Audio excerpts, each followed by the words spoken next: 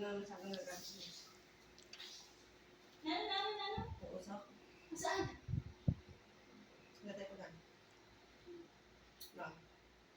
Sunog na eh. Sunog na ibabaw. Huwag mo ilalapit. Pero umuusap talaga yan eh. Hindi kasi, ibabaw pa to. Melissa, Hindi pa to. Melissa. Hi! So your cousin, he built a house. Yes, long time! How long ago? It's a long time here. They build, they earn money and then to build house. When they built the house? 5 years ago? 10 Yeah, years ago? No, only 2 years ago. 2 years. And then, how many years they earn money?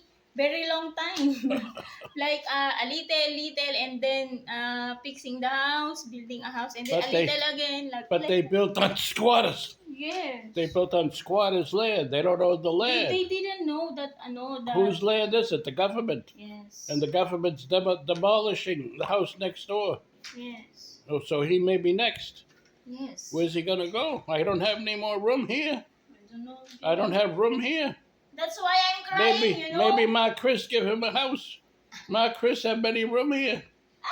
She have vacancy.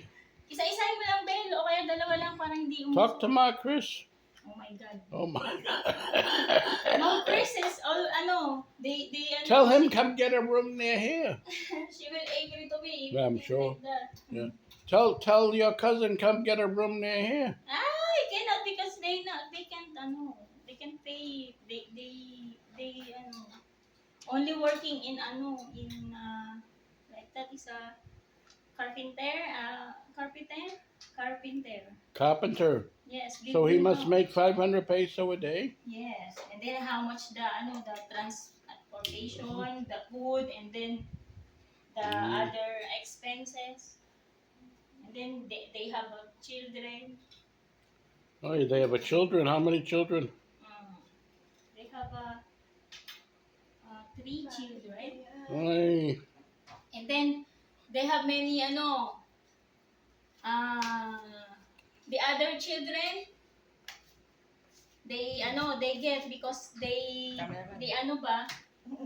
they don't want other children go walking outside in the middle of the night like that. That's why their house is always open to anybody.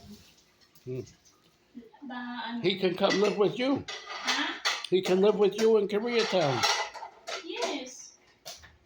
He's gonna go to Koreatown to live with you. Yes, at the front near in the the riverside. At the riverside. So he's gonna move with you. I don't know where we go. Because I rent house in near in their house. Because there are so many children in their house because they ano ba yung inaampon nila? Oo, nag-aampon sila ng mga bata. Oo, yung mga nasa kinukuha nila yun. Tapos dun tumitira sa bahay nila. Tapos pag okay na, umaalis na, gano'n.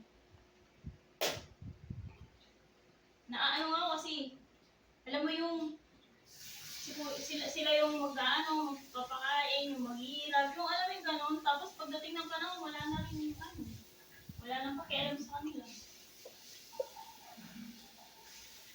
And then sometimes have cat, dogs in the outside in the road. Sounds like a lot of fun. And then they getting a little cat, a little dog. And then if older na, it getting bigger na, they go out na without saying anything. They like that. Are they safe? The children are safe here. There. But sometimes, maybe months before they go, they leave kuya and then Okay. nothing. You have any problem you want to share with the viewers? You have any problem, Maribel? Jay, tell to the viewers, help us. The Our viewers. house is demolition near in the riverside. Help us. Wala akong cellphone eh.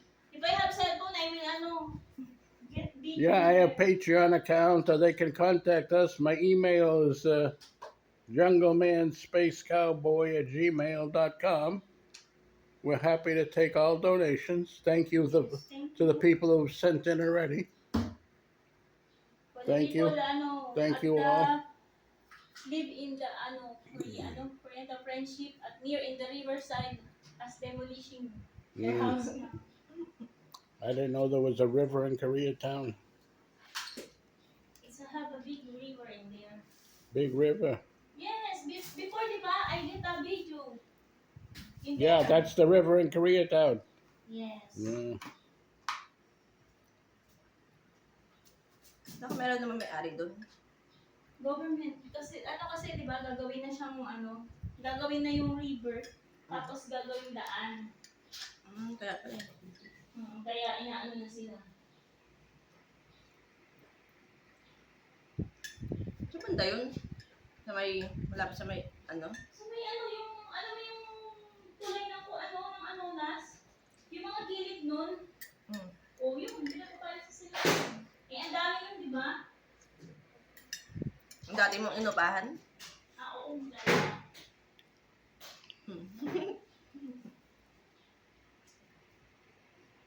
Kano tayo doon? Sige, sige. Nag-iinit ng tubig.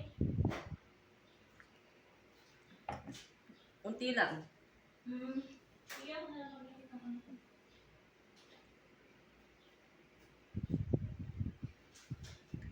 Sarap naman yung guts doon.